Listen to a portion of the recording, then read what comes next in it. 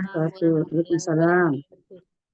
Mohon maaf karena baru sampai rumah. Alhamdulillahirobbil alamin. Bismillahirrahmanirrahim. Teman-teman, alhamdulillah hari ini kita udah banyak yang gabung nih partisipannya udah 50 orang, Masya Allah. Bismillah. Sebelumnya pastinya salam kenal, saya Mala di sini. Insya Allah akan sama-sama belajar juga di sini.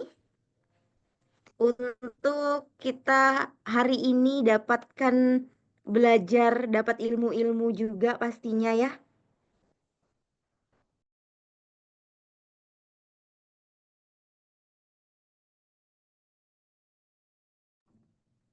Oke, teman-teman sebelumnya Bismillahirrahmanirrahim. Auzubillahiminasyaitonirrajim. Bismillahirrahmanirrahim. Assalamualaikum warahmatullahi wabarakatuh. Waalaikumsalam warahmatullahi wabarakatuh. Waalaikumsalam warahmatullahi wabarakatuh. Qala rabbi shrah li sadri wa yassir li amri wahlul 'uqdatam min lisani yafqahu qawli. Rabbi zidni ilman warzuqni fahma birahmatika ya arhamar rahimin. Alhamdulillah hari ini kita masih diberikan nikmat sehat oleh Allah Subhanahu wa taala sehingga kita dapat sama-sama berkumpul di sini di Zoom pastinya yang sebelumnya teman-teman ayah bunda bang kakak semuanya kakak-kakak semua ya kakak-kakak bunda-bunda salam kenal saya Mala di sini insya Allah sebagai MC-nya dan yang belum open cam yang tidak ada uzur boleh kita open cam dulu karena ketika kita open cam dan siap untuk menerima ilmu-ilmu insya Allah kita harus dalam kondisi mata kita melihat, telinga kita mendengar dan hati kita bisa merasakan. Insya Allah itu akan ilmunya akan masuk ke kita dan bisa kita terapkan dalam kehidupan kita sehari-hari tentunya. Baiklah, bunda-bunda semuanya karena malah terbiasa ayah bunda jadinya memanggil ayah bunda karena di sini juga itu ada yang cowoknya juga ya operator kita cowok Bang Opal. Nah, sebelumnya boleh rename dulu kotanya misalnya Malah Pontianak. Kita rename biar kita tahu dari kota mana aja nih yang hadir di malam hari ini. Kita Bang Opal untuk opo materi kita hari ini sudah join ya Kak Coach. Udah join? Pontianak Hadiro, Masya Allah. Nah, hari ini kita sama-sama kalau ngeliat dari flyernya aja itu luar biasa banget. Saya tertarik sekali. Jadi malam hari ini itu pengen banget sama-sama membersamai karena judulnya aja itu walaupun belum berkeluarga pastinya sangat tertarik sekali untuk mendapatkan informasi-informasi yang super duper banget yang karena pematerinya juga Coach Intan Erlita yang psikolog juga pastinya hari ini saya deg-degan jujur jujur deg-degan banget karena di sini banyak banget yang mau belajar sama-sama. Kita sapa terlebih dahulu untuk kita lihat-lihat dulu untuk profiling beliau yang luar biasa banget, yang insya Allah akan ditampilkan operator dari operator. Ada video akan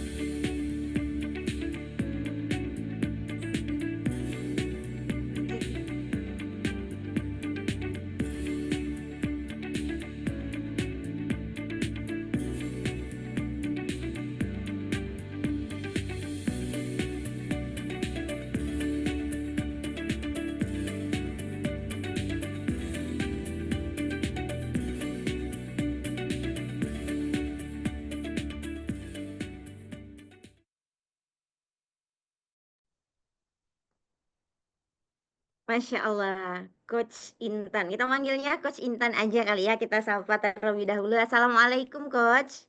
Waalaikumsalam warahmatullahi wabarakatuh. Masya Allah, cantik sekali Masya malam hari ini. Allah, Kak Mala juga Salam kenal ya, cantik. dok.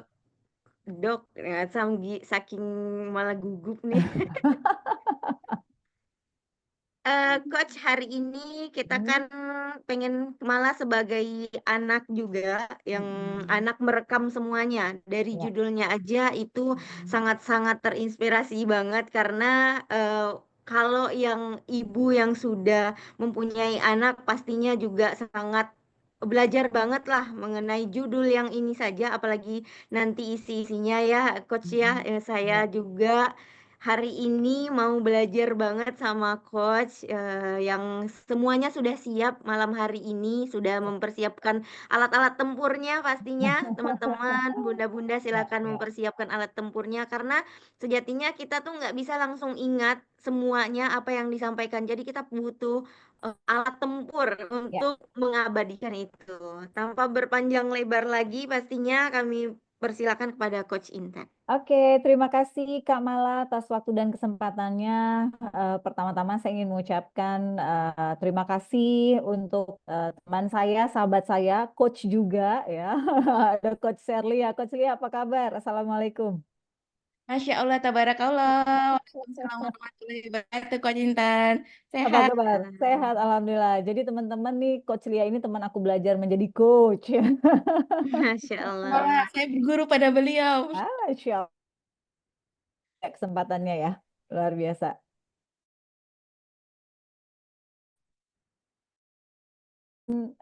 Mengucapkan terima kasih buat teman-teman semua yang turut mengundang saya hari ini dari Dimamos ya. Mudah-mudahan niat baiknya menjadi kebermanfaatan buat kita semua.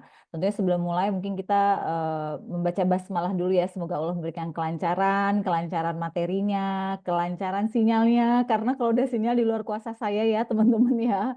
Kemudian juga kelancaran dalam nanti di sesi sharing ke depan sampai dengan acara ini selesai ya. Bismillahirrahmanirrahim.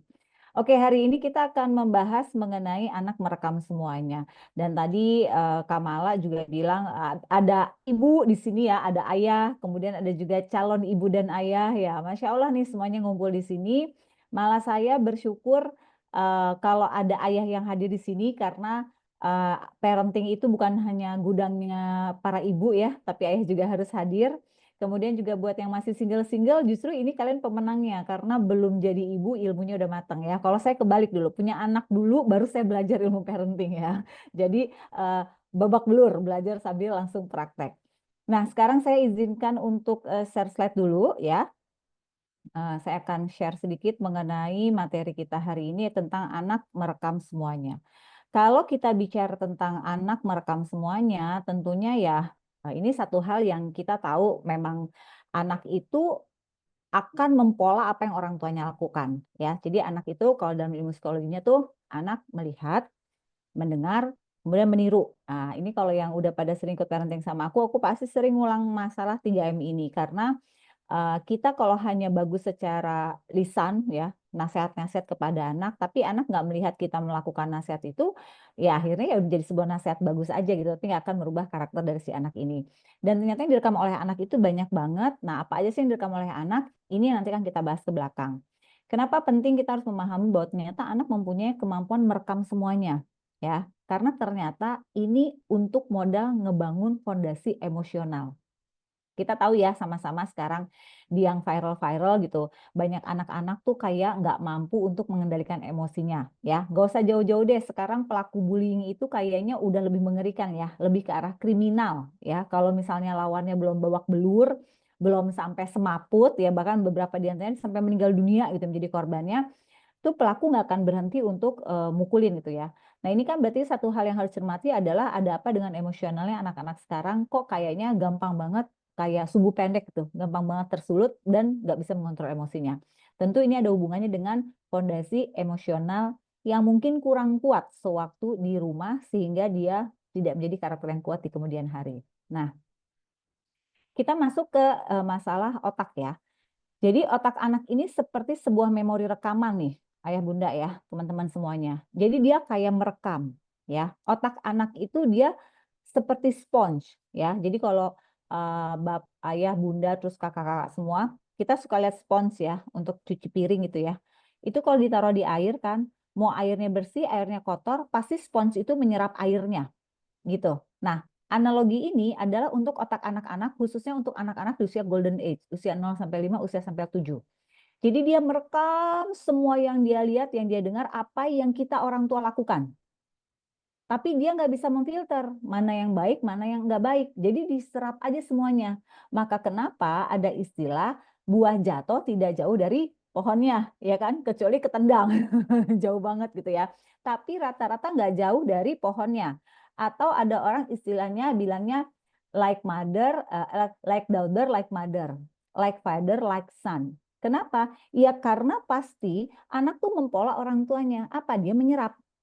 Ya, kemudian kata-kata dan tindakan orang tua ini adalah input utama. Jadi bukan hanya perilaku, tapi kata-kata kita sebagai orang tua ini adalah ternyata yang pertama kali mereka masukkan ke dalam database otak yang mereka miliki. Ini Masya Allah ya, Allah memberikan kita otak tuh perangkat yang sangat luar biasa karena dia menyimpan memori dari zaman kita kecil sampai zaman kita hari ini berdiri dan duduk di sini sama-sama. Menyimpan semua memori, baik memori baik, memori sedih, memori yang menakutkan, dan lain-lain. Nah, memori-memori yang salah, yang terekam tidak baik, menjadikanlah tadi tuh bisa trauma, ya, bisa menjadi sebuah, kalau yang lagi tren tuh inner child. Nah, itu memori-memori yang salah yang terekam. Tapi yang perlu kita tahu, ternyata kata-kata dan tindakan orang tua itu adalah input utama. Itu yang pertama kali dimasukin oleh anak untuk direkam, ya. Lalu pengalaman awal membentuk struktur otak. Jadi buat para orang tua yang anak-anaknya masih di golden age, yang masih usia-usianya 0 sampai 7 tahun, karena pengalaman awal ini membentuk struktur otak, maka pastikan anak-anak ini mendapatkan atau menyerap hal-hal baik. Dari siapa? Tentu dari orang tuanya, ya. Nah, nanti kalau 7 tahun kedua udah mulai masuk tuh lingkungan karena udah mulai sekolah. Betul ya? Nah, 7 tahun ketiga sudah lebih luas lagi. Jadi artinya otak anak ini akan merekam semua kejadian yang mereka alami, baik itu kejadian yang membahagiakan atau yang kurang membahagiakan. Nah, nanti impact-impact apa yang direkam inilah yang akan menjadikan karakter buat anak ke depannya, ya. Oke. Setiap kata yang orang tua ucapkan, nah ini buat saya ini powerful banget nih. Setiap kata-kata yang orang tua ucapkan, setiap tindakan yang dilakukan oleh orang tua akan terekam dengan jelas di pikiran anak. Ya, makanya kenapa sekarang inner child itu kok lagi booming banget. Ya, terlepas memang sosial media itu kan membuat hal-hal tertentu menjadi gampang diingat orang gitu ya. Tapi kalau kita mau flashback, orang-orang terkena trauma masa kecil itu merasakan efek traumanya tuh sekarang ketika dia udah jadi ibu, ketika dia udah jadi mahasiswa. Padahal kejadiannya terjadi waktu dia kecil. Artinya dia merekam dengan jelas kejadian-kejadian yang terjadi di masa lampau. Dan kalau kejadiannya bagus, maka ini akan memperkuat karakter anak di kemudian hari, yaitu hari ini ketika jadi orang dewasa. Tapi kalau memorinya, kata-katanya itu yang direkam adalah hal yang buruk, maka itu pun akan berefek di masa depannya saat ini, namun efeknya adalah efek yang negatif. Jadi ingat nih, ternyata orang tua itu sangat powerful. Bisa membuat potensi anak menjadi kuat, namun di satu sisi bisa melemahkan potensi anak.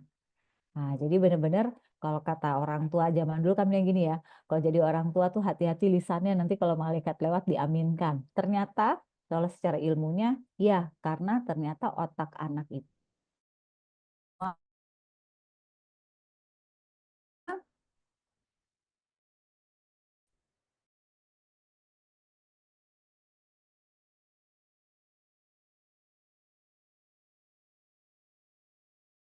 masih amankah teman-teman?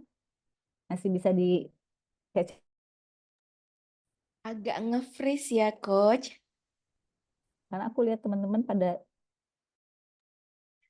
Tadi agak nge-freeze. Nah, ini nge-freeze lagi. Iya. Kak Cintan?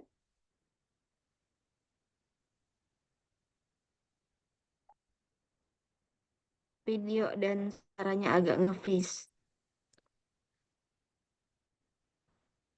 Oke, kita tunggu sebentar teman-teman.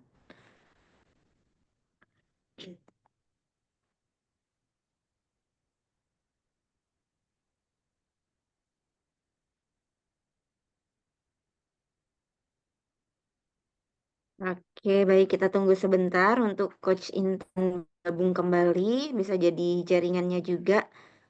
Karena tadi di awal juga udah dijelaskan sama Coach Intan, agak semoga jaringannya mendukung. Amin. Ya, oke, aku balik lagi. Oke, Masya Allah. Mungkin aku dibantu sama Kak Afra ya untuk apa namanya sharing sinyalnya ya untuk apa share slide ya biar mengurangi bandwidth-nya. Oke, dampak kata-kata positif tuh apa aja sih gitu kan? Dampak kata-kata positif ya ini dampak kata-kata positif tuh sangat luar biasa. Yang pertama, kata-kata positif ini ternyata memupuk kepercayaan dari diri anak itu sendiri ya. Contohnya tuh apa? Ternyata kata-kata positif ini membangun kepercayaan diri anak lumayan besar ya. Anak-anak yang percaya dirinya besar biasanya dia nanti tuh ke depannya nih ya nggak akan jadi insya Allah korban bullying. Karena para pelaku bullying itu biasanya ngejarnya siapa? Ngejarnya anak-anak yang nggak punya confidence levelnya tinggi. Kemudian apalagi yang kedua? Yaitu anak-anak yang sering diberikan kata-kata positif, biasanya dia punya harga diri yang tinggi. Sehingga kalau anak-anak punya harga diri yang tinggi, dia tahu bagaimana menghargai dirinya sendiri dan dia tahu bagaimana menghargai orang lain. Nah, ini yang mahal tuh ini loh, ya. Yang mewah itu bagaimana anak bisa belajar menghargai diri mereka sendiri dan bisa menghargai orang lain. Ini dampak kata-kata positif loh, ya. Kemudian memotivasi anak untuk mencapai potensi terbaiknya. Nah, kadang-kadang nih tanpa disadari nih, kita nih orang tua adalah penyabotase potensi anak-anak kita.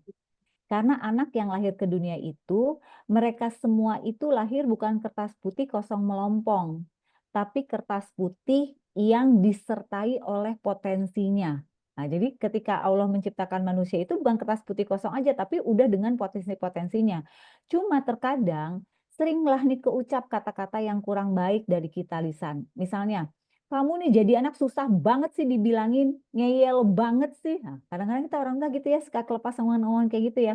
Kamu nih emang susah, emang gak bisa. Ah, kita sendiri aja orang tua udah memberikan kata-kata yang negatif. Bayangkan gimana anak akhirnya bisa mempunyai kepercayaan diri dan mengembangkan dirinya kalau kita sendiri orang tua merusaknya. Ternyata merusak itu nggak harus memukul ya. Lisan ini lebih dahsyat ketika merusak dari potensi yang dimiliki oleh anak kita. Jadi sering-seringlah memberikan kata positif. Kata positif tuh kayak apa sih? Gak usah lebay juga ya, gak usah mujinya terlalu berlebih ya. Tapi kayak, wah keren nih anak mama, Masya Allah, gitu dong. Kayak gitu aja simple ya. Tapi kalau kita memberikannya dari hati, itu luar biasa memberikan potensinya buat anak kita. Karena anak-anak sekarang butuh banget untuk dikembangkan percaya dirinya. Butuh banget untuk diangkat harga dirinya. Butuh banget dimotivasi. Nah, itu yang harus dipahami oleh para orang tua semuanya. Sekarang kenapa anak-anak tuh butuh banget pengakuan? Nah, kalimat validasi kan lagi tren banget sekarang ya. Dikit-dikit butuh pengakuan, dikit-dikit butuh validasi. Kenapa? Karena dia nggak pernah diakui harga dirinya di rumahnya.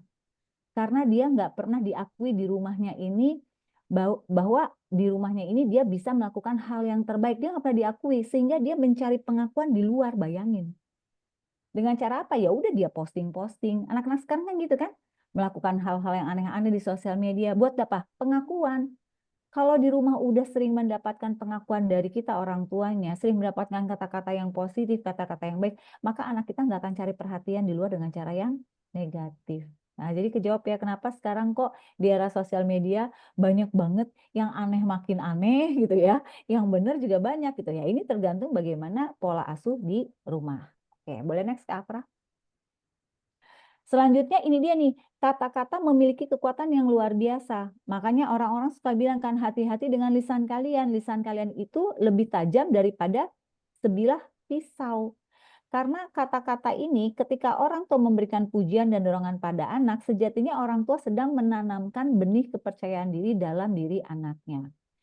Kak Afra, slide-nya boleh dimaksimalin? Ya. Nah, kata-kata ini memiliki kekuatan yang luar biasa. Jadi artinya ketika kata-kata itu dikeluarkan dengan tepat, dia powerful untuk membentuk kepercayaan diri buat anak. Ini yang sebenarnya kenapa kita merasa missing. karena kita lupa bahwa lisan itu memang bisa diucapkan kapan aja, ringan, nggak berat gitu ya. Tapi ternyata efeknya sangat luar biasa. Oke, next lagi boleh Kak Afra? Nah, kita bicara dampak negatif kata-kata yang kurang baik nih ya. Nah, ternyata kata-kata negatif ini juga direkam oleh anak-anak kita. Ingat, anak kita itu pola otaknya tuh sangat luar biasa ya. Sehingga anak-anak kita tuh mampu merasakan rasa tidak nyaman hanya dengan kata-kata yang juga tidak baik diberikan oleh orang tuanya. Dampak-dampaknya apa? Ternyata kata-kata negatif itu dapat melukai perasaan anak. Nah, ini yang orang tua missing ya. Banyak loh, banyak anak-anak ya yang ngomong seperti ini. Kak Intan, orang tuaku tuh toksik banget buat aku. Bayangin anak ngomongin orang tuanya bahwa mamahnya toksik buat aku. Wow, luar biasa ya. Bahwa ayahnya toksik buat dia. Terlepas dari saya juga nggak ngerti pola asuhnya kayak apa. Tapi seorang anak kalau sampai udah bilang orang tuanya toksik, bisa dibayangin nggak bagaimana rasa luka yang dialami oleh si anak ini? Oke, misalnya anaknya salah. Mbak Intan, berarti sekarang kalau anak salah nggak bisa kita omelin dong. Orang-orang tua sekarang kan gitu ngomongnya ya. Serba salah nih, semakin banyak ilmu parenting, jadi kesannya nggak boleh marahin anak, nggak boleh ini sama anak. Salah. Kita bukannya nggak boleh marah, tapi mendisiplinkan anak boleh. Karena kecenderungan kalau kata marah yang dikeluarkan, yang keluar tuh pasti emosi negatif. Kenapa? Karena kalau orang marah itu kan yang dikeluarin adalah apa? Yang penting keselnya keluar. Tapi melukai anak atau enggak kita nggak tahu. Nah bahayanya kan itu kalau hanya memuaskan nafsu sesaat, anak terlukai sehingga yang kena adalah perasaan anak. Kalau anak udah bilang orang tuanya toksik, bahwa orang tuanya nggak ngertiin dia, orang tuanya nggak bisa diajak ngobrol, artinya anak sudah menutup pintu, tidak mau ngebonding sama orang tua. Kalau udah kayak gini yang rugi orang tua juga, anak juga rugi gitu. Efek dari apa? Kata-kata negatif yang dikeluarkan tanpa disengaja oleh orang tua. Karena saya yakin orang tua nggak ada yang sengaja kok pengen lukain anaknya, ya nggak. Cuma yang nggak sengaja ini yang bahayanya, ya. Lalu apa? Menurunkan harga diri. Sering aku jumpai orang tua nih ngomong kayak gini, terutama kalau habis ngambil rapot nih, ya. Terus misalnya anaknya nilai jelek. Nanti ada beberapa orang tua yang ngomong kayak gini, emang ini anak emang nggak pernah bisa nih emang pelajaran ini nih, emang susah nih kalau dikasih tahu gitu. Nah ngomongnya itu tuh dengan lantang, bahkan di depan guru, di depan teman-temannya. Beda kalau anak saya sama anak kamu pintar, anak saya mah aduh udah deh dia mah begini-begini aja, masih bagus dapat nilainya juga rata-rata. Nah, tanpa disadari, mungkin bagi orang tua itu obrolan adalah obrolan yang biasa.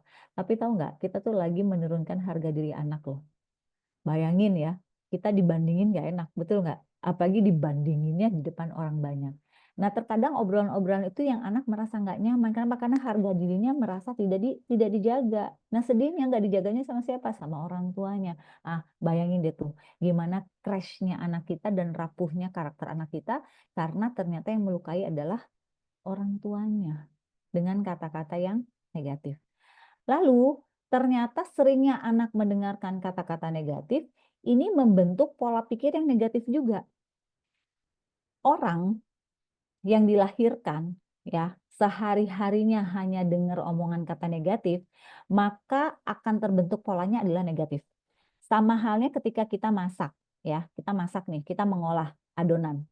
Kalau adonannya tidak kita jaga kesterilannya, takarannya nggak pas, kita mengolahnya juga sesukanya, maka yang terjadi adalah hasilnya pasti nggak semaksimal yang memang adonannya dibuatnya dengan penuh hati-hati dan penuh kebersihan. Sama karakter juga gitu. Ketika semakin sering dikasih negatif, yang terjadi akhirnya bentuk pola pikirnya negatif. Bentuk pola pikir negatif gimana? Ini contohnya nih. Kata mama aku kan emang nakal. Jadi ya wajar aja aku nakal. Sehingga kenapa banyak orang tua kalau ngomong, kamu tuh anak nakal banget ya. Jadi anak itu nakal. Kenapa? Karena dia merekam kata nakal setiap saat. Maka akhirnya otaknya mencerna bahwa, oh saya memang nakal. Saya nggak layak jadi anak baik. Nah, ketika otak udah mencernanya kayak gitu, perilakunya sudah pasti tidak baik-baik saja. Kenapa? Karena otak sudah memerintahkan tidak mungkin kamu jadi anak baik. Dari mana tuh otak dapat perintah kayak gitu? Ya itu kata-kata yang setiap hari kita berikan kepada anak-anak. Kan anak punya rasa, punya hati. Iya enggak? Apalagi di Islam kita tahu bahwa ada segumpal daging, jika daging itu baik, maka perilaku kita baik. Jika segumpal daging itu buruk, maka perilaku kita buruk. Segumpal daging itu adalah apa? Kolbu. Ya kalau kolbunya tiap hari disirami sama kata-kata negatif, sudah otomatis otaknya pun meresponnya negatif, maka perilakunya negatif. Jadi hati-hati buat para orang tua, calon orang tua. Lisan kita nih kayaknya nggak ada niatan sengaja untuk menyakiti anak, tapi ternyata tanpa kita sadari bisa jadi kitalah yang melukai hati anak kita. Karena ingat, anak merekam semua yang dilakukan oleh orang tuanya, baik itu hal baik maupun hal yang kurang baik. Boleh next ke Afra? Selanjutnya, gimana sih yang harus dilakukan? Yang harus dilakukan yang pasti yang pertama adalah kita membangun komunikasi efektif. Kalau bahasa teorinya ya, membangun komunikasi efektif itu kan adalah bagaimana kita bisa berkomunikasi tatap muka dengan orang yang di hadapan kita. Tatap muka kan berarti ketemu muka ya, betul ya? Kita lihat visualnya, kita lihat gesturnya, kita lihat mimik mukanya gitu. Kalau sekarang tantangannya tuh apa? Komunikasi efektif. Kita tuh udah digantikan dengan gadget, ya kan? Satu rumah, ya, satu atap, mamahnya di kamar, anaknya di kamar. Nyuruh makan pakai WA. Nah, di mana? Di kamar. Mama juga di kamar nih. Kamu udah makan belum? Belum. Makan ya, Nak. Ada di meja makan. Mama di kamar. Padahal masih satu atap, ya. Kalau orang tua dulu, zaman kita kecil, saya kecil lah. Mama saya kalau nyuruh makan itu pasti ke kamar. Udah makan Tan, makan ya, tuh di meja makan makanannya. Sama-sama nyuruh makan, cuman yang membedakan apa? Medianya, betul kan? Kalau dulu kita tatap muka langsung, maka kenapa dulu kita sama orang tua respect-nya tuh luar biasa? Karena kita bondingnya setiap hari. Orang tua zaman sekarang tanpa menyalahkan, karena adanya kemudahan, kita banyak berkomunikasi dengan anak melalui gadget. Sehingga yang hilang apa? Komunikasi efektifnya. Nah, sekarang yuk kita bangun komunikasi efektif. Karena ini adalah kunci dalam membangun hubungan yang kuat dengan anak. Anak itu kalau merasa didengerin, dipahami, dia akan lebih terbuka. Terus apa yang harus dilakukan? Yang pertama, kita mendengarkan secara aktif. Belajar deh dengerin. Ini anak maunya apa sih? Ini anak kenapa sih? Anak kan suka nyeloteh ya. Kalau mungkin masih punya anak-anak kecil nih, anak kecil kan diceritain semuanya ya.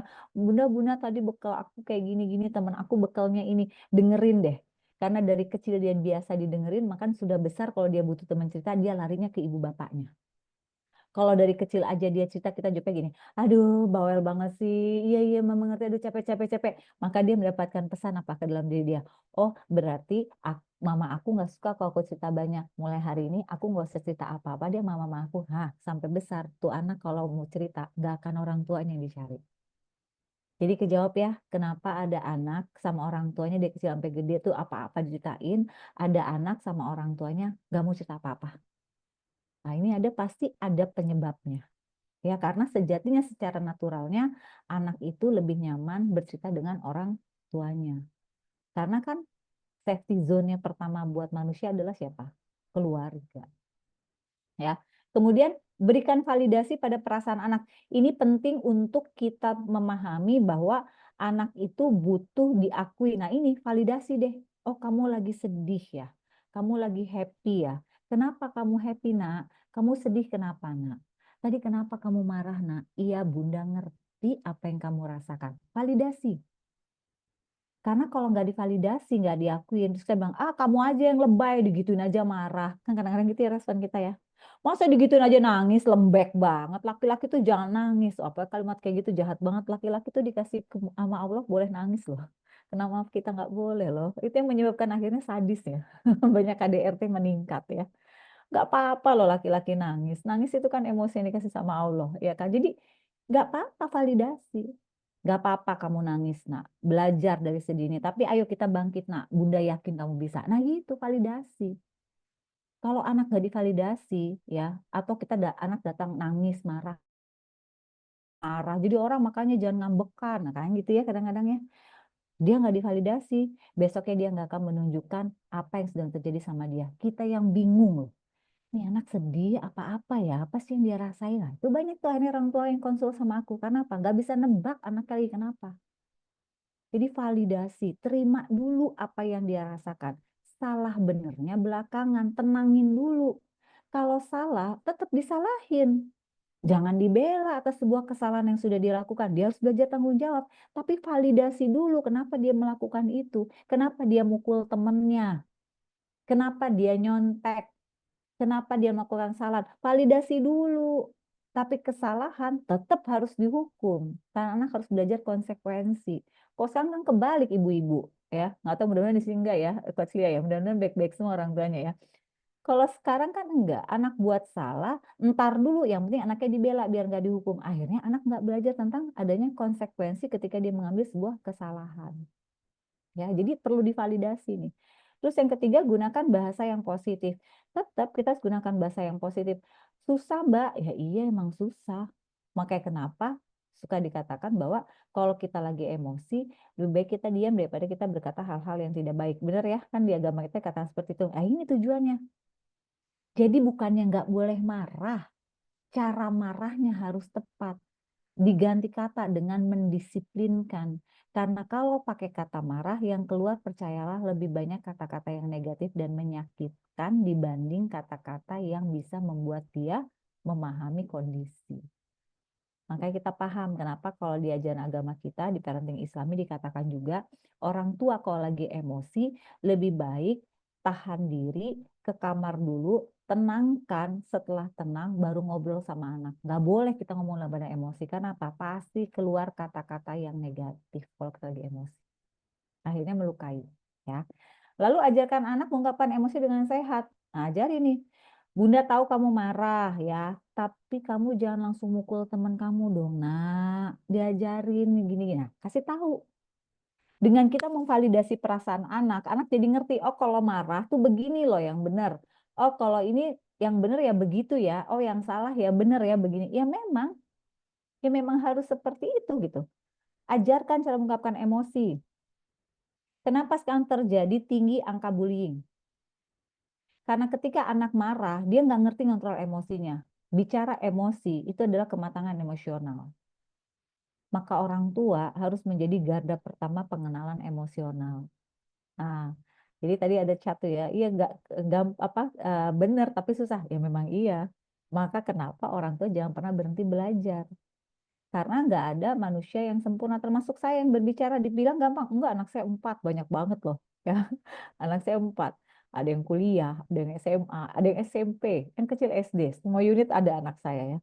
Mudah? Enggak. Walaupun teori saya mungkin bagus, tapi secara praktek saya juga babak belur kok ya Bunda ya.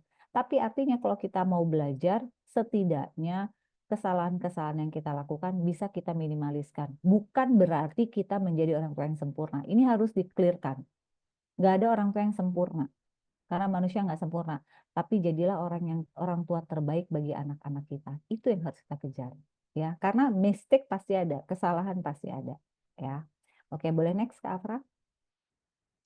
Selanjutnya orang tua sebagai role model. Nah ini nih susahnya nih. Ya, ini susahnya kenapa? Ya karena anak merekam semua.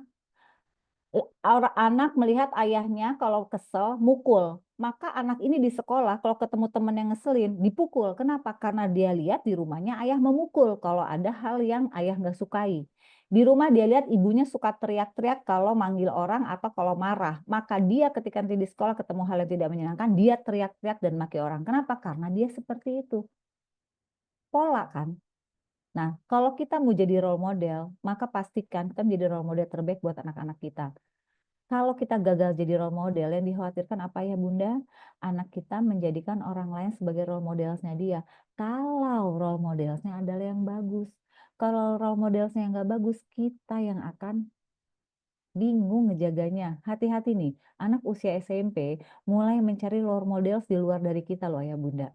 Nah ini harus dipastikan nih, dia harus mencari role model yang setidaknya tidak jauh-jauh dari apa yang sudah kita berikan hal-hal baik buat mereka. Karena khawatirnya melencengnya jauh, karena ini biasanya mulai terjadi pergolakan tuh di usia mulai apa? Remaja. Karena dia udah mulai mencari idola. Ya kan? Nah, idolanya siapa? Ini juga harus kita perhatiin karena pasti anak-anak cenderung mengikuti idolanya. Ya. Oke, boleh next Kak Afra? Ingatlah bahwa setiap kata dan tindakan orang tua memiliki kekuatan untuk membentuk masa depan anak. Jadi setiap kata dan tindakan kita sebagai orang tua memiliki kekuatan untuk membentuk masa depan anak-anak. Bicara mendidik karakter itu bukan sesuatu yang instan yang bisa kita dapatkan sekarang. Maka saya disclaimer nih. Mbak Intan gimana untuk anak-anaknya? Udah jadi orang hebat belum? Nah, pertanyaan ini nggak bisa saya jawab hari ini. Kenapa? Karena jawabannya bukan sekarang. Jawabannya nanti pada saat anak-anak kita bertarung pada kehidupan mereka. Kapan bertarungnya mereka? 10-20 tahun mendatang. Di situ kelihatan survive-kah anak kita menghadapi hidup dengan pola asuhnya kita. Kalau survive, insya Allah kita berhasil. Tapi kalau gagal, itu menjadi PR yang luar biasa. Ya, next Kak Afra. Next lagi boleh di close aja Kak Afra. Mungkin ini sebelum kita masuk ke Q&A, ada hal yang mungkin saya ingin sharingkan kepada semuanya ya, bahwa satu perkataan dari guru saya ya, yang mungkin ini nasihat yang bisa saya sharingkan. Kenapa penting banget orang tua itu menjadi orang tua itu tidak mudah ya. Parenting dari sudut psikologi Islam ya. Pertama tentu yang harus kita pahami, nasihat guru saya yang kasih sharingkan, yang pertama, kenapa jadi orang tua itu tidak mudah? Karena jaminannya surga. Kita tahu itu tidak mudah, makanya hidup ya. Yang kedua, menjadi orang tua nggak ada sekolahnya, maka bersyukurlah kakak-kakak yang belum menikah saat ini, kelas parenting cukup banyak, ikutilah sebanyak-banyaknya, ambil yang terbaik, karena ini bisa menjadi bekal buat kalian semua. Buat yang sudah menikah, nggak ada kata terlambat, karena saya sendiri pun baru belajar 4 tahun belakangan ini. Jadi saya udah punya anak 4 dulu, baru saya belajar. Yang ketiga, ini nasihat yang mungkin menjadi titik balik. Gimana jadinya dojo tuh lah. Boleh di mute dulu. Oke. Mungkin ini yang ketiga ya. Yang ketiga yang harus diperhatikan, ini yang membuat saya berpikir bahwa ini titik balik kenapa saya akhirnya berjalan di area parenting salah satunya. Dari mana indikator keberhasilan kita sebagai orang tua? Oke. Keberhasilannya adalah pada saat saya, ini karena nasihat guru saya ya, pada saat Mbak Intan dan suami sudah meninggal dunia, dan jika 4 anak Mbak Intan yang insya Allah sukses di dunia, mengingat di setiap sholat 5 waktunya mendoakan Mbak Intan dan suami, maka disitulah dikatakan kita sukses sebagai orang tua. Jadi kalau ada pertanyaan, indikator suksesnya kita mendidik anak pada saat kapan? Justru di saat kita udah nggak ada di dunia, anak kita masih mengingatkan, mendoakan kita. Karena kalau kita udah meninggal, semua amalan putus kecuali 3 hal, salah satunya doa anak yang soleh dan soleha. Maka pertanyaannya yang mungkin menjadi PR kita bersama dan PR saya, sudahkah kita mendidik anak kita untuk anak kita menyelamatkan diri dia, dunia dan akhirat, tapi juga menyelamatkan kita di dunia dan akhirat. Disitulah nasihat dari guru saya. Dan satu kata terakhir adalah, ini yang dikatakan our true legacy. Legacy kita adalah orang tua kita. Maka kalau pengen anak kita menjadi anak yang soleh dan soleha, nasihat terakhir dari beliau adalah, maka engkau dan suami engkau harus mensoleh dan solehkan diri engkau dulu berdua. Karena anak-anakmu yang 4 orang akan melihat apa yang kalian lakukan selama ini. Ini nasihat yang cukup jelek, tapi memutar balik dari apa yang selama ini saya lakukan. Dan mudah-mudahan atas pertolongan Allah, kita semua bisa menjadi orang tua yang terbaik bagi anak-anak kita. Terima kasih, mungkin itu dari saya. Sekarang saya kembalikan ke Kak Mala. Silakan Kak Mala. Masya Allah. Saya tuh pas dengar yang di bagian di akhir itu jelek banget, Coach. Karena memang benarlah di dalam Al-Quran mengatakan kalau kita berkata yang baik-baik, insya Allah itu kembalinya ke kita lagi. Ya. Kalau orang tuanya bicara yang baik-baik untuk anaknya, otomatis anaknya ketika mendoakan orang tuanya, pahalanya juga ngalir ke yang berkata baik tersebut. Masya Allah, hari ini tuh luar biasa banget, beruntung sekali buat kita-kita teman-teman yang belum menikah. Semoga menjadi pelajaran yang berharga dan bisa kita terapkan juga. Amin. Kita izin untuk sesi tanya jawab ya, Coach. Boleh, mangga. Oke, siap. Oke, di sini teman-teman ada yang mau bertanya, kita kasih kesempatan di 2 orang. Saya Kak Mala. Masya Allah, siapa itu? namanya. Silakan sebutkan nama. Oh, Kak Baik, Elsa. Bismillahirrahmanirrahim. Assalamualaikum warahmatullahi wabarakatuh. Waalaikumsalam. Waalaikumsalam warahmatullahi wabarakatuh. Coach Intan, izin saya mau bertanya. Ya. Anak saya ini kan memang udah ikut saya kerja tuh memang masih dari bayi gitu kan. Jadi kan sekarang ini umur dia tuh udah masuk 6 tahun, katakanlah 6 tahun karena bulan 4 nanti kan udah 6 tahun gitu kan. Ya. Nah, seharusnya kan dia itu udah terbiasa ya dengan orang-orang yang selalu ada di kantor saya begitu. Ya. Nah, memang maksudnya ngelihat dari kecil orang-orang ini juga gitu kan. Dan sekarang dia juga udah TK. Alhamdulillahnya di kantor saya itu ada daycare gitu kan. Jadi kan memang interaksi terus begitu. Cuman yang saya lihat dari anak saya ini tuh dia itu nggak bisa yang kayak misalnya kayak apa dicie-ciein, di apa ya diajak gurau sama orang-orang yang udah ada tiap hari sama dia tuh kayak masih kayak nggak suka, masih kayak nggak terima, nangis. Misal cuman kayak kata cie gitu kan. Nah, dia nangis. Terus kalau diledekin apa gitu kan. Padahal tuh maksudnya mungkin nggak yang seberapa juga ya kata-katanya gitu kan. Tapi dia tuh kayak nggak terima gitu loh, Coach. Ya. Mungkin ada apa begitu ya. Saya juga nggak tahu, padahal nggak tahu kenapa gitu kan. Terus kalau misal ditanya kenapa kayak gitu kan, dia cuma jawab tuh kayak nggak suka aja gitu. Padahal kalau misalnya nggak dicie-ciein, dia juga kadang-kadang ada momen kayak misalnya tiba-tiba mau manggil orang itu, tiba-tiba nggak mau gitu loh, Coach. Itu kenapa ya, Coach, kalau boleh? Oke, terima kasih Mbak Elsa pertanyaannya. Jadi yang pertama kan anak usia 6 tahun itu memang masih circle nyamannya tuh masih orang tuanya. Jadi masih Mbak Elsa dan keluarga nih. Walaupun dia tiap hari dibawa ke kantor, tetap buat dia yang zona ternyamannya tetap ibunya gitu kan. Yang kedua sebenarnya ketika dia bilang nggak suka itu sebenarnya clue Mbak. Jadi tadi kalau masuk dalam slide tadi kan ingat kan bahwa menjaga harga diri anak gitu ya. Harga diri di sini kan termasuk mungkin dia malu, mungkin dia nggak nyaman, mungkin dia nggak suka. Itu tetap harus kita akomodir loh Mbak, walaupun usia 6 tahun ya.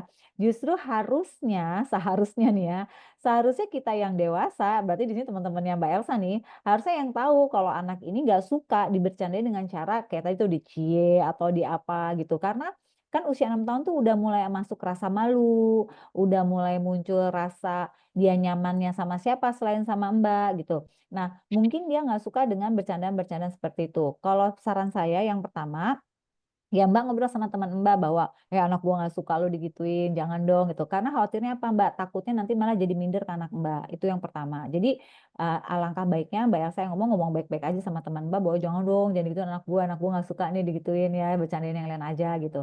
Yang kedua, anak Mbak nggak suka aman-aman aja kan, negor orang itu mau. Jadi artinya dia bukan masalah dengan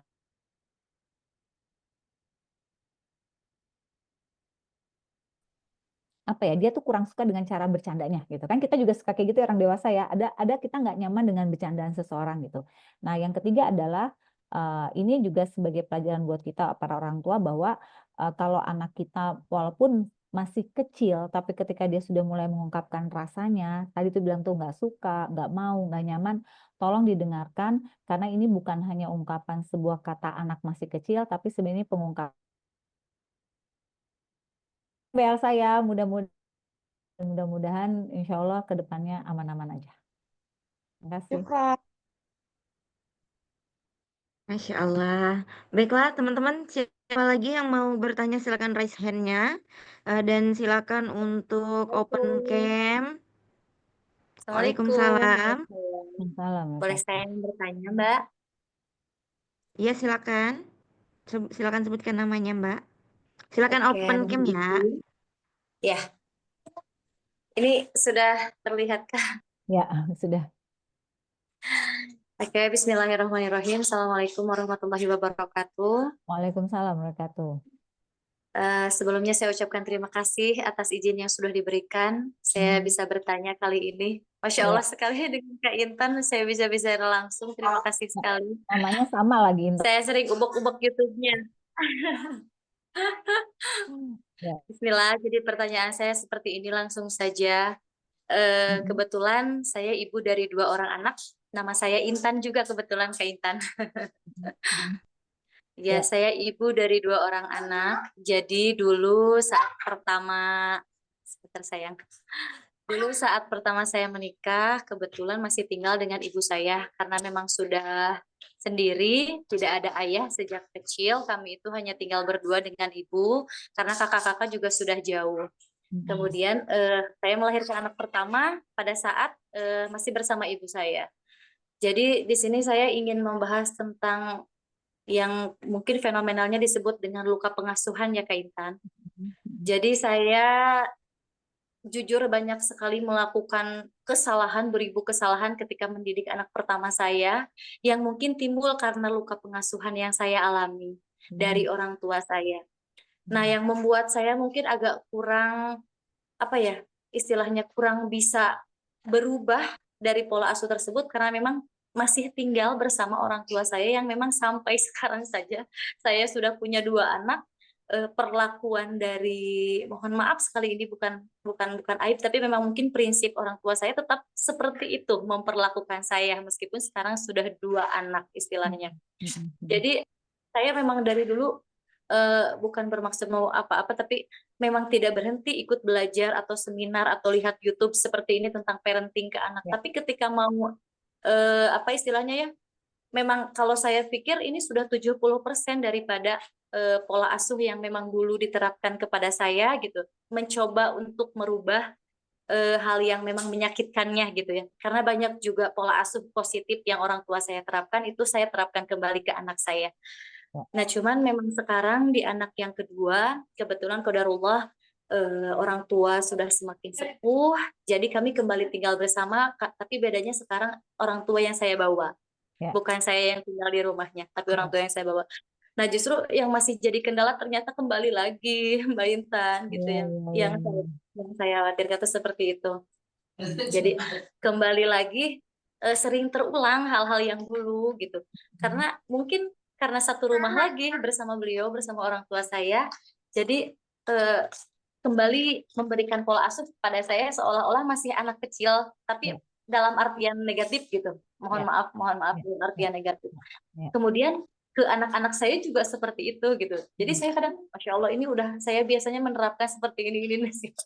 Saya mohon Mbak Intan, saya mohon pencerahannya karena istilahnya gimana ya? Saya pengen terus dimotivasi bahwa saya ingin hidup berdampingan bersama orang tua, bersama anak gitu. Tapi tanpa istilahnya saya melukai keduanya dan saya juga sehat mental. Saya ingin seperti itu gitu. Mohon Kak Intan untuk terima kasih atas kesempatannya. Assalamualaikum warahmatullahi wabarakatuh. Waalaikumsalam warahmatullahi wabarakatuh, Mbak Intan. Ya, yang pertama banyak doa nih sama Allah soalnya urusannya sama orang tua nih ya. Oke. Yang pertama Mbak Intan yang harus dipahami adalah sadari bahwa orang tua kita juga bukan orang tua yang sempurna ya gitu ya. Pasti ada kesalahan, ada kehilafan gitu. Dan mereka juga pasti bukan sengaja ya Mbak melakukan itu ya, mungkin karena ketidaktahuan mereka.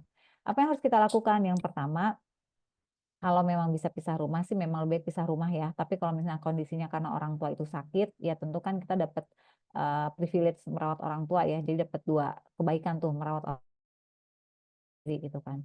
Nah, yang dilakukan yang kedua, Mbak harus mulai ngobrol sama orang tua gitu. Jadi apa yang Mbak nggak suka harus diobrolkan dengan orang tua.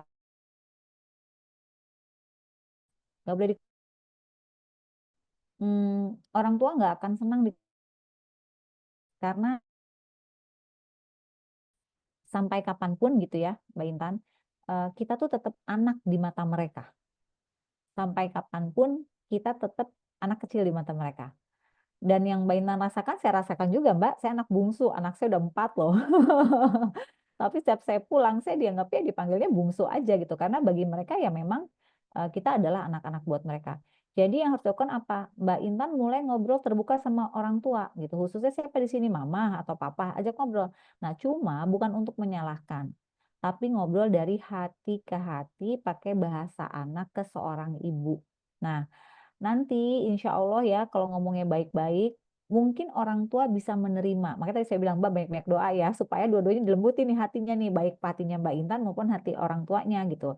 Sehingga orang tua mengerti apa yang selama ini menjadi ganjalan buat Mbak Intan. Next selanjutnya apa? Next selanjutnya adalah berarti Mbak Intan harus menggunting pola asuh yang salah. Tadi Mbak Intan kan bilang kan, orang tua juga banyak kok hal yang positifnya, maka ambil yang baiknya, buang yang negatifnya. Karena kalau yang negatifnya nggak dibuang, khawatir nanti Mbak Intan pun melakukan hal yang sama kepada anak-anak Mbak Intan.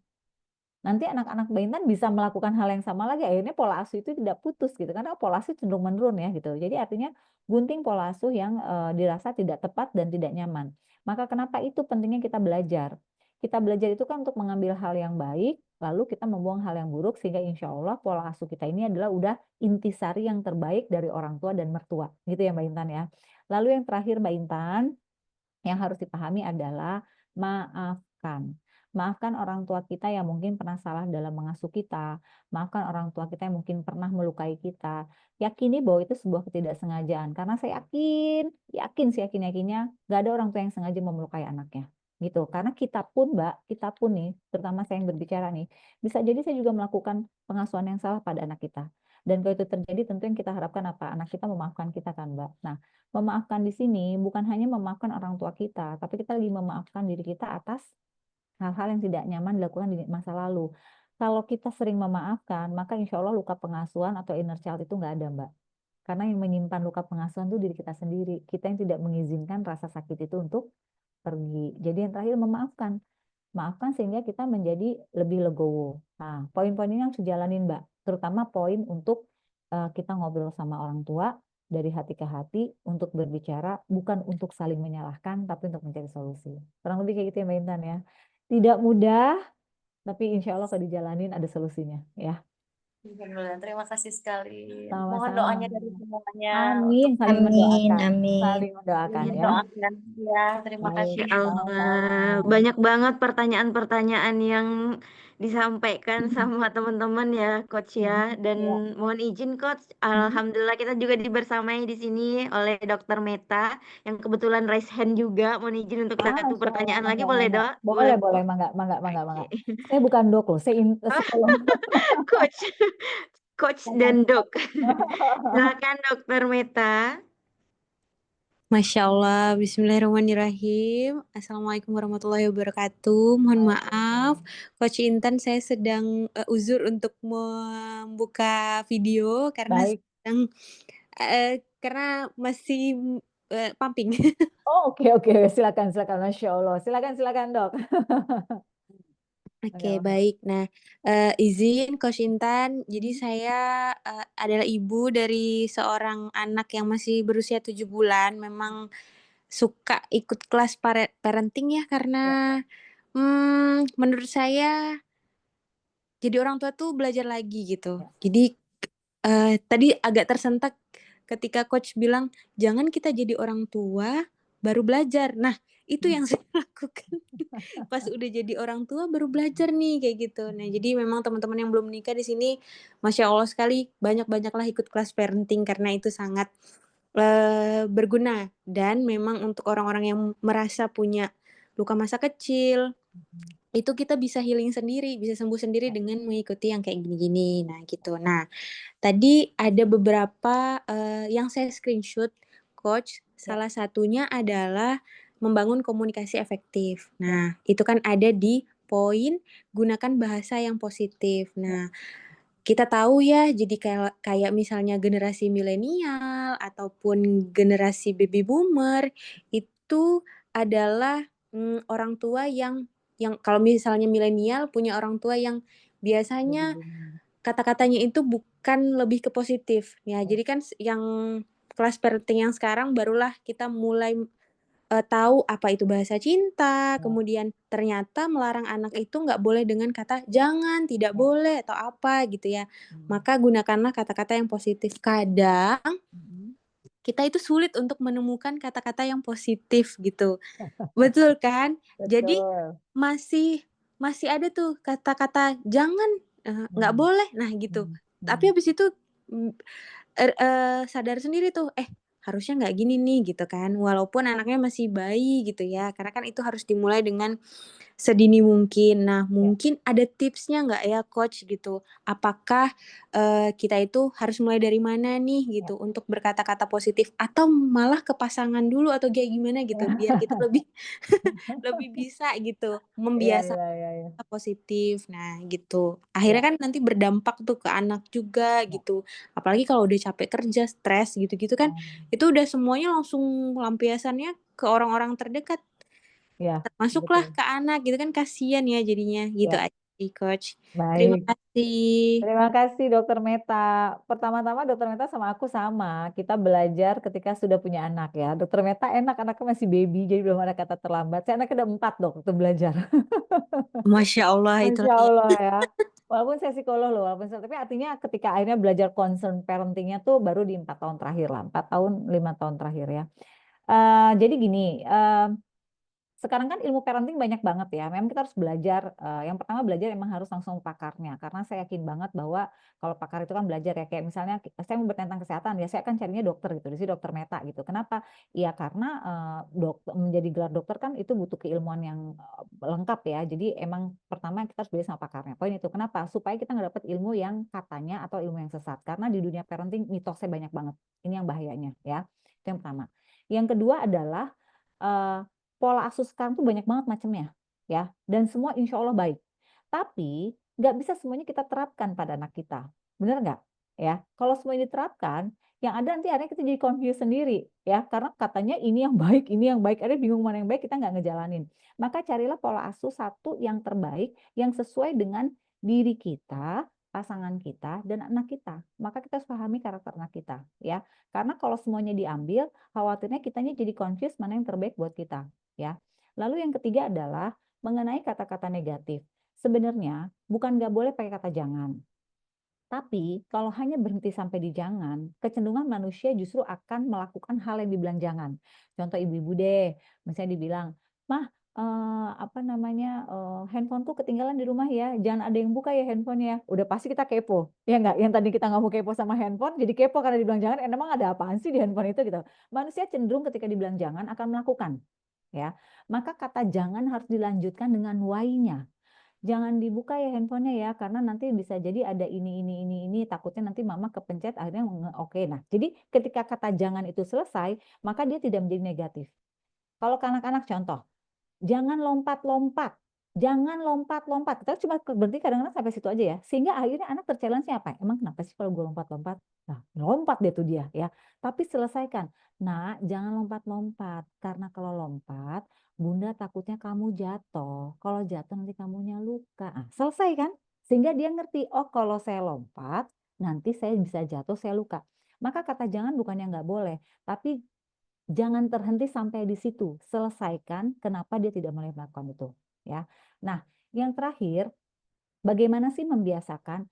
Kalau kita bicara membiasakan, berarti kita ada namanya change habit ya. Jadi merubah habit dari yang tidak kurang baik menjadi lebih baik. Dalam kata konteks di sini adalah dari yang biasa ngomongnya mungkin seenaknya gitu waktu belum punya anak, sekarang kita punya kata-kata harus baik. Maka harus dirubah. Nah, merubahnya gimana? Mumpung anak dokter Meta masih kecil, maka coba ngobrolnya sama suami menggunakan kata-kata yang positif kepada anak. Walaupun 7 bulan dokter, tapi dokter ngerti lah ya, anak itu mendengarkan. Sehingga dia bisa menyerap hal-hal yang kita bicarakan dan nanti biasanya meresponnya nggak bisa 7 bulan. Tahu-tahu nanti 10 bulan, let's say, dia tiba-tiba bisa ngomong mama. Atau kalau dipanggil bunda tiba-tiba da gitu kan. Itu kan bukan tiba-tiba sekonyong-konyong dia bisa, tapi kan terbiasa mendengarkan dari orang tuanya, dari ayah bundanya untuk berbicara. Maka yang harus dilakukan apa? Sepakati sama suami. Yuk kita mulai sekarang ngobrol hal yang baik nih di depan anak. Atau aku ke kamu. Mulai kita penamaan ke suami juga mulai nama yang baik. Biasanya saya manggil nama aja.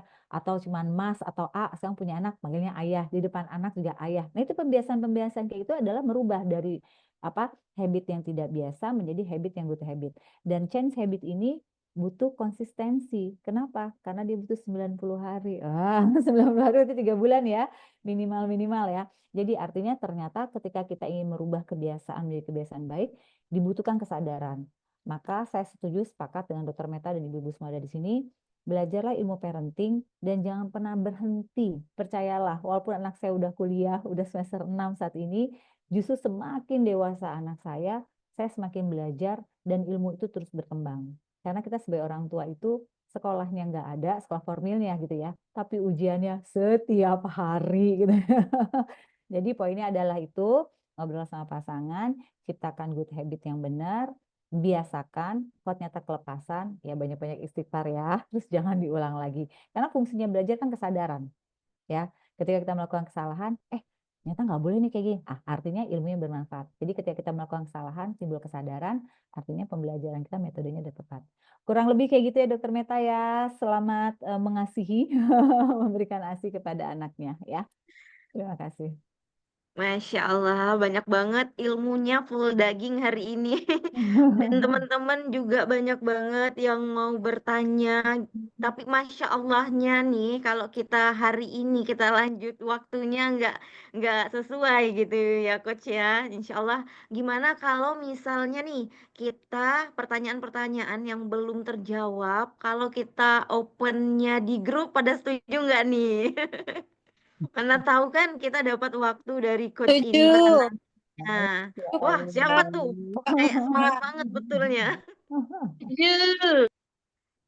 Insya Allah, semoga kita dapat waktu dari Coach Intan, kita bisa sama-sama untuk jawab pertanyaan dari teman-teman. Nah, nantinya kita akan buat grup insya Allah kalau yang setuju. Nanti ada link grupnya juga sebelum nantinya kita closing statement dari Coach Intan. Apa sih nasihat apa yang perlu kita dapatkan di malam hari ini lebih menguatkan lagi. Ternyata belajar parenting itu bukan yang istilahnya cuma FOMO-FOMOan, tapi adalah kewajiban untuk kita gitu.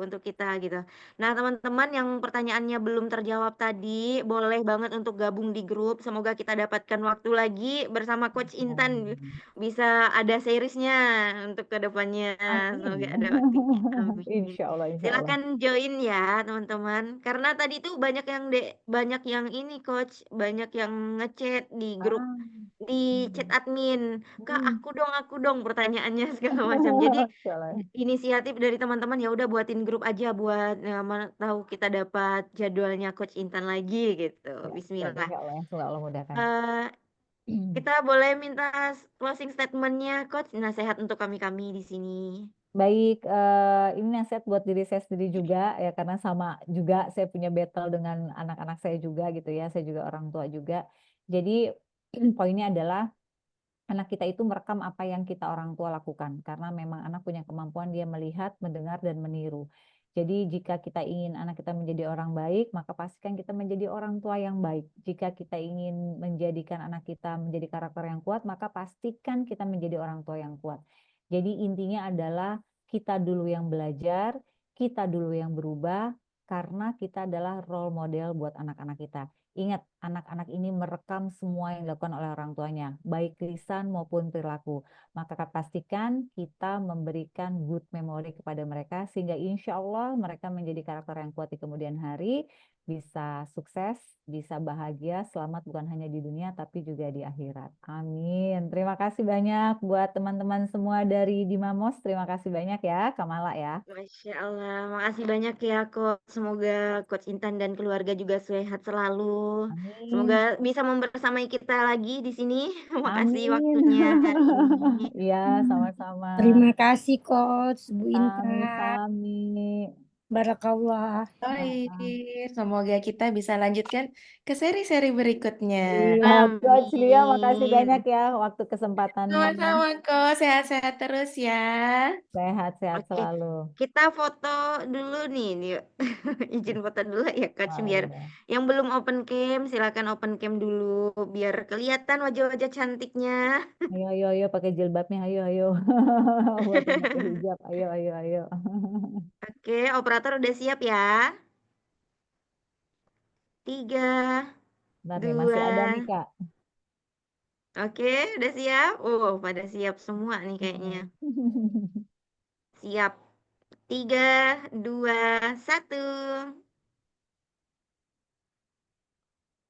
Oke, makasih banyak ya Coach untuk Sama-sama. teman-teman yang lainnya. Tetap stay dulu, insya Allah akan ada informasi-informasi berikutnya. Yang tadi belum join ke grup, silakan join ke grup. Karena pertanyaan-pertanyaan tadi juga udah ada dikirimkan ke admin-adminnya kita. Nanti kita insya Allah akan jawab di grup. Dan kita minta jadwal juga nantinya, insya Allah. Semoga Insya dapat Allah. jadwalnya dengan Coach Intan. Amin, insya Allah. Baik, Kak Mala, terima kasih banyak atas waktunya. Saya mohon pamit, mohon maaf jika ada salah-salah lisan atau salah kata dari saya, mohon dimaafkan ya. Coach Lia, terima kasih banyak Coach Lia. Insya Allah kita Sampai-sampai kopdar Coach ya. Intan. Nanti kita kopdar lagi ya. Insya Allah. Makasih ya. Pamit ya Ibu-Ibu semua ya. Assalamualaikum warahmatullahi wabarakatuh. Waalaikumsalam warahmatullahi Wabarakatuh. wabarakatuh. Terima kasih Coach. Terima kasih banyak waktunya teman-teman bunda-bunda di hari ini, di malam hari ini kita banyak banget mendapatkan full daging. Kalau dari saya pribadi banyak banget yang didapatkan karena sangat-sangat memotivasi dan yang awalnya kita nggak tahu bisa jadi tahu, dan yang tadi belum join ke grup silakan join ke grup karena informasinya itu udah ada informasi tang ting tung gitu ya di grup itu. Jadi pertanyaan-pertanyaannya kita sama-sama semoga kita dapatkan jadwal Coach Intan lagi. Nah, teman-teman di hari ini di Mamos itu apa sih Kak? Di Mamos itu di untuk di Mamos untuk kelas-kelasnya tidak hanya untuk menjelaskan untuk acara-acara untuk digital marketing aja, tapi di Mamos ini juga kita ada untuk parenting seperti ini, lalu singkatannya di Mamos itu apa sih Kak? Digital Marketing for Muslim. Jadi nggak hanya melulu tentang digital aja, tapi ada parentingnya juga, lalu ilmu-ilmu yang lainnya juga, yang apalagi sebentar lagi akan Ramadan ya, Ramadan pastinya akan banyak lagi kelas-kelas yang akan kita launchingkan di Ramadan beberapa bulan ke depan. Baiklah teman-teman, diinformasikan terakhir yang belum join ke grup silakan join ke grup sekarang juga. Tadi pertanyaannya dari Kak Sarah dan lain sebagainya. Untuk menutup majelis ilmu kita di malam hari ini, mari bersama-sama kita lafalkan hamdalah. Alhamdulillahirabbil alamin, dan demi keberkahan kita, semoga apa yang kita lakukan di malam hari ini mendapatkan keberkahan dari Allah Subhanahu wa taala.